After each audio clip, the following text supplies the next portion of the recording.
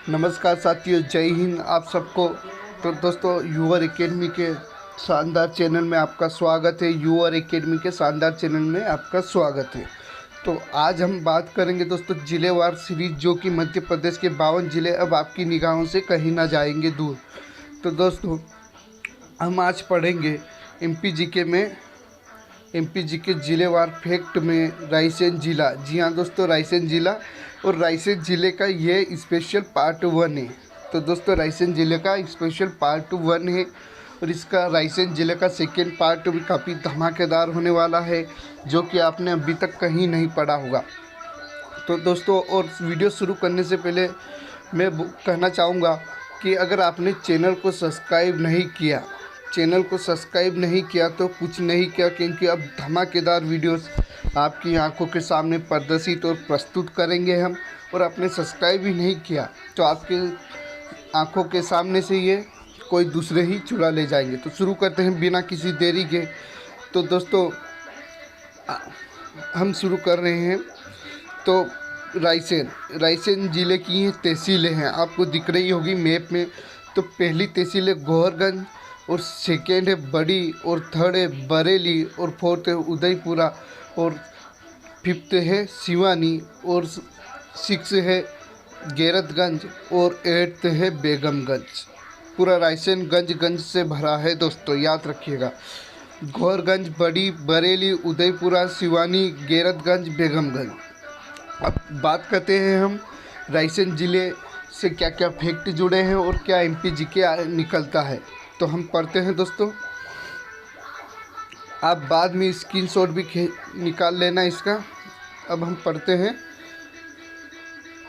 तो सांची में बौद्ध स्तूप है, ये तो पूरी दुनिया को पता है। तो आप सोच रहे होंगे कि नया क्या है। नया बहुत कुछ है, सेकेंड पार्ट में भी और इसमें भी बहुत कुछ मिलेगा आपको। तो सांची में बौद्ध स्तूप है, वो बौद्ध स्तूप को बौद्ध नगरी के नाम से जाना जाता है। याद रखिएगा, बौद्ध नगरी के नाम से जाना जाता है, बौद्ध नगरी। और अगला है दोस्तों, मंडी द्वीप में ऑप्टिकल फाइबर बनाने का कारखाना स्थित है। याद रखिएगा, मंडी द्वीप में ऑप्टिकल फाइबर बनाने का कारखाना स्थित है। मंडी द्वीप में ऑप्टिकल फाइबर बनाने का कारखाना स्थित है। अगला है रातापानी अभयारण्य है भैया, रातापानी अभयारण्य रायसेन में। याद रखिएगा, रातापानी अभयारण्य रायसेन में है। अगला फैक्ट है, अगला फैक्ट ये रहा दोस्तों, काफ़ी शानदार है कि अब्दुल्लागंज के पास भीमबेटका गुफा समूह मानव के आदि जीवन के साक्ष्य प्रदान करती है। कि ये अब्दुल्लागंज के पास भीमबेटका गुफा मानव के आदि जीवन के साक्ष्य प्रदान करती है। और जो दोस्तों 2003 में यूनेस्को विश्व धरोहर में शामिल किया गया। तो याद रखिएगा, भीमबेटका रायसेन के अब्दुल्लागंज में है और इसे 2003 में यूनेस्को ने विश्व धरोहर में शामिल किया है। विश्व धरोहर में शामिल किया है यूनेस्को ने 2003 में। और अगला क्वेश्चन कि रायसेन में एक ही अन्य यूनेस्को विश्व धरोहर में 1890 में शामिल सांची का स्तूप भी है। तो दोस्तों, रायसेन में सांची का स्तूप है, ये तो पता है, जिसकी स्थापना 1989 में नहीं हुई थी। इसकी स्थापना अशोक सम्राट ने की थी, क्या आपको पता है? तो दोस्तों, मैं अगली वीडियो में आपको लिए बताऊंगा कि सांची का स्तूप की स्थापना किसने की थी, किसने बनाया था और कब बनाया था। तो बात करते हैं अभी यूनेस्को विश्व धरोहर में इसे 1890 में शामिल किया गया है।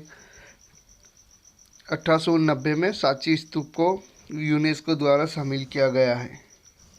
अगला देखते हैं, रायसेन के पाटनी गांव में मर्गेंद्रनाथ की गुफा है। मर्गेंद्रनाथ की, अगर आपसे कोई पूछे मर्गेंद्रनाथ की गुफा कहाँ है, तो आप क्या जवाब देंगे? जब हमने क्वेश्चन ही नहीं पढ़ा है तो हम जवाब किस तरह से देंगे?